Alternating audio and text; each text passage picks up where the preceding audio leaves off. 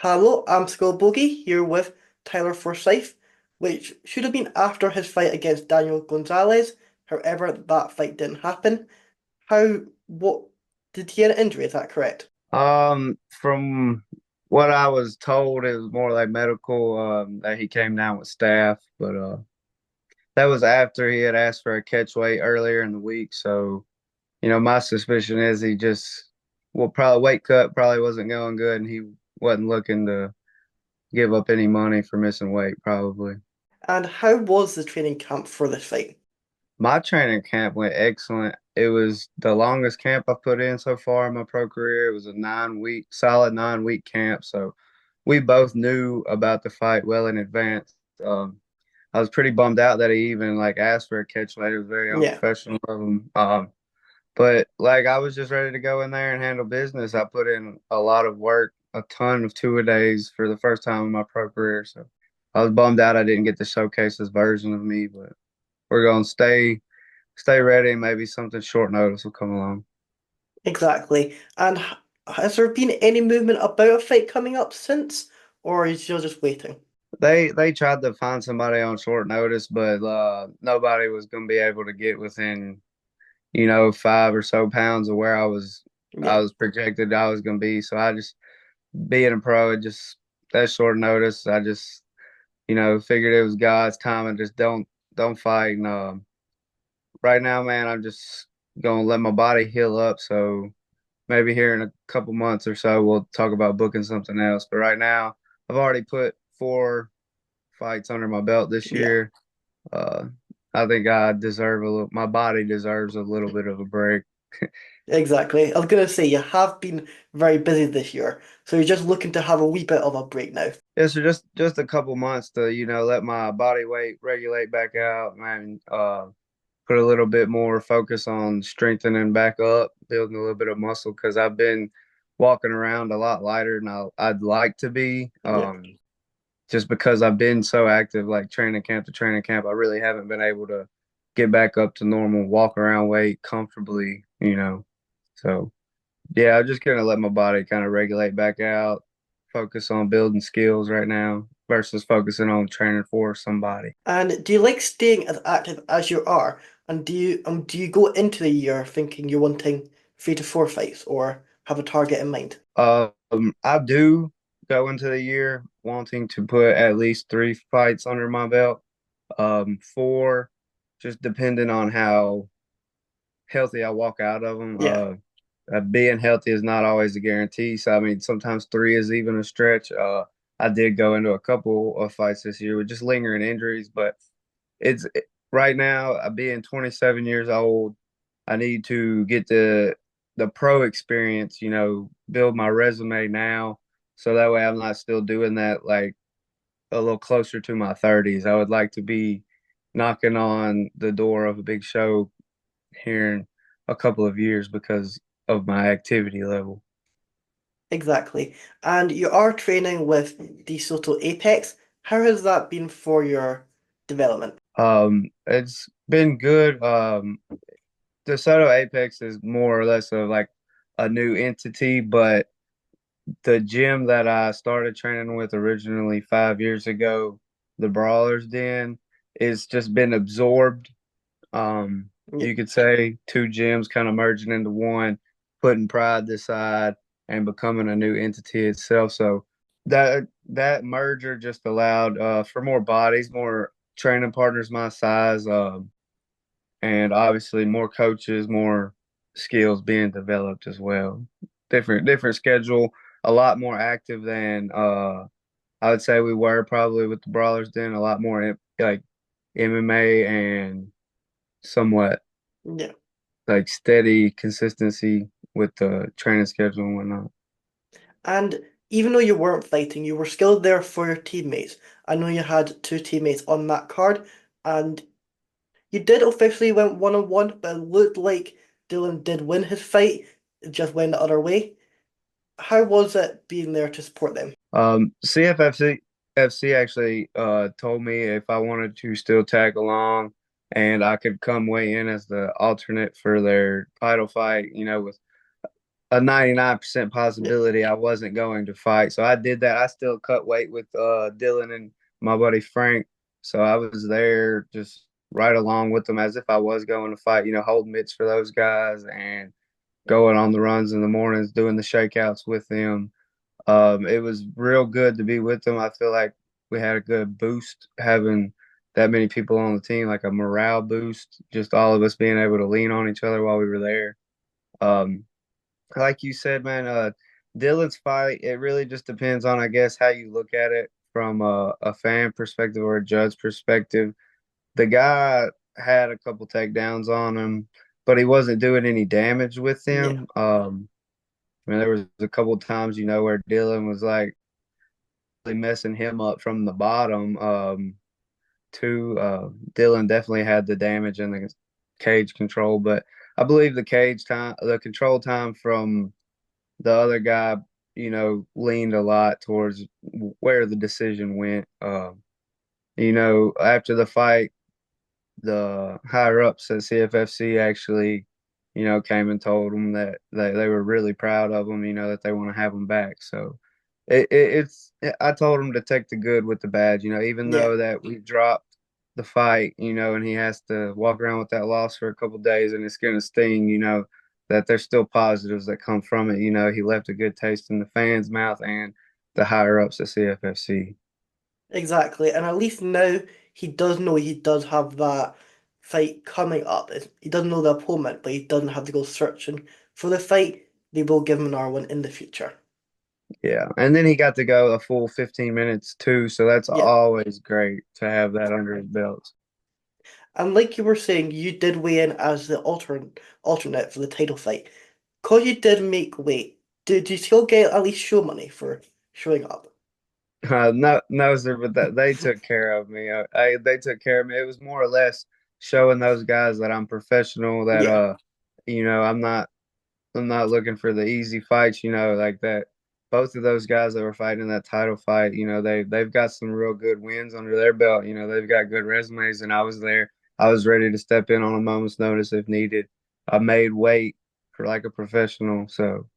Hopefully that those guys seen that there and that they'll have me back in the future. exactly. And you have got a very impressive record as it stands. 4 wins, 1 defeat. Do you feel like what's also good is you've not had to go the 50 minutes. You have got all first round victories.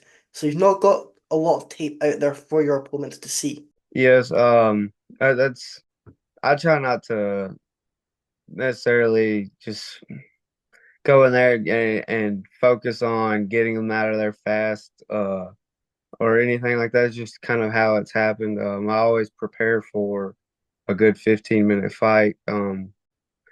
But yeah, I mean, it's a good thing that they don't have tape to watch on me. It leaves a lot of questions for my opponents. They Yeah, don't really know what to expect, other than he's savvy on the ground and he can find a finish if you're not protecting yourself.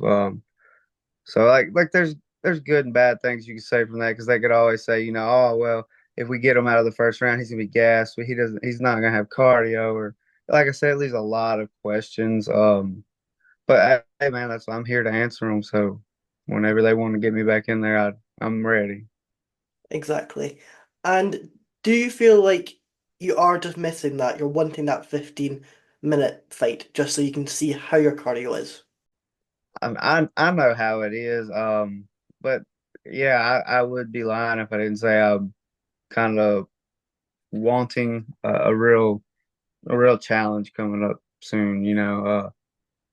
I mean, it's just how the cookie has crumbled for me. I'm extremely humble and but I go in there and I do what I'm supposed to do. That's why my fights haven't lasted so long. So, I'm just gonna go in there and keep doing what I do until I run into a brick wall. And I do have to show my fighting spirit, and I do have to show what I'm made of. And I can hopefully answer some of those questions for my fans, and it'll help my fan base grow. I believe is when I start getting those questions answered out there for those guys. I'm not necessarily looking to prove to anybody that I'm as good as I say I am. It's just I believe in myself, man, and it'll Yeah, come to show. exactly. And you did come into this year being a 1-0 fighter. What do you feel like has been your biggest improvement in your game so far this year? I believe just my fight IQ and just the skill development, man. I really haven't got to showcase any of my real striking skills. But I also believe that's because of like my tendency ways. I have a tendency of fighting off of my back foot and getting pushed up against the cage, and I have a real knack for reversing position on the cage, and getting the fight to the ground. But I'm really looking forward to showcasing the stand up that I've been working on recently since we've joined with DeSoto Apex. I feel like my striking has went up a couple levels, to the guys around here. So I'm looking forward to being able to showcase that as well. And what was it that got you into the sport, and who was it that inspired you to keep going? I lost audio with you. How did you get into MMA, and who was it that inspired you growing up? I actually got into MMA with my buddy Frank Rayford that just fought this past weekend. It was something that I always was a fan of, back from Chuck Liddell days. Man, he really inspired me the most. Just the Iceman, man. He put everybody on skates. I remember watching him with my buddy, having to go YouTube his old videos and whatnot. And like I said, my buddy Frank, he got into it on the local scene, had his first fight, and I reached out to him, and man, that they welcomed me with open arms. So, and I haven't looked back since. I've been training every day, every week since then for the past 4.5 years, man. Exactly. And do you feel like having that friend, that connection with your friend who brought you in there, just makes it a lot more stronger, a lot more dedication because you're doing it with your buddy? Yes, yes, and no. It Having him there definitely made it a lot less intimidating to get started. You never know what to expect, man. There's gyms out there where, people they prey on people that are interested in MMA, and it gives MMA a bad knack and a bad name. But having somebody that I knew in the game, like I said, made it a lot easier. But if Frank was to up and quit tomorrow, I don't think I could ever Yeah. walk away from MMA, so I don't want to say like he makes it easier to get up and train now, but like getting started, definitely. And do you guys train with other gyms from time to time, or do you guys just solely train with you guys? Oh no, sir. We do train with other gyms as far as like cross training. Yeah. Not so much really too much locally. There's like a lot of like animosity, I guess you could say locally. Everybody wants to fight everybody, so going and training with them really defeats the purpose. But we do have like teams down lower in Mississippi and a little bit further up in Tennessee that we've went and trained with. We get good work with. We ain't shying away from the work at all, but we still have to keep it competitive. Yeah. Uh, we still want to be the best in our area. And how do you handle the nerves heading into a fight night and the high pressure situations? I've developed a good routine. Just I try my hardest to focus on the controllables leading up to the fight. The work that I put in, the recovery that I put in, just checking all the boxes to where I'm not come fight day, oh man, that the miles that I didn't do, or that couple cookies I ate, or so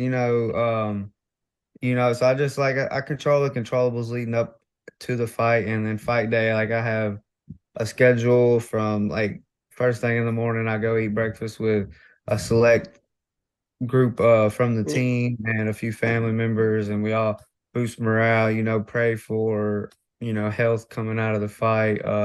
I really lean on to my faith with God.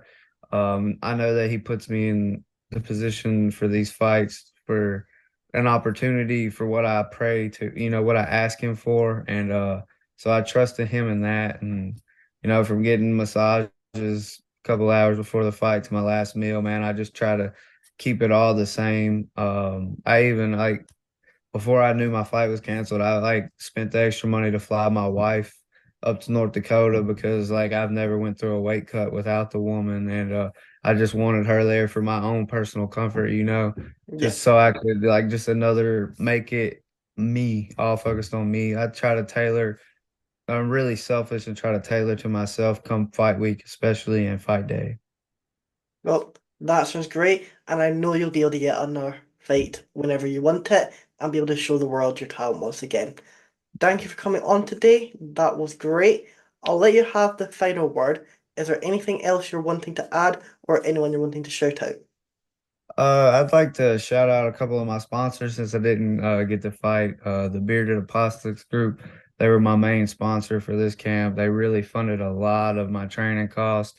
Saving Grace Cleaning Services, Carpenter Hammer and Paint, Grits Creations, Gemini Stowe MMA Photography, Jamie Tuji's Promotions, and DeSoto Apex MMA, and like my coaches, Jeff Denton and Fred Fisher, and all of my team there. Without those guys, it would be a lot harder. And, I really just thank all of them for helping me along in my journey because this isn't an easy game. Without them, I wouldn't be where I'm at. Exactly. I hope you have a great rest of your day and thank you for coming on. Thank you for having me, bud.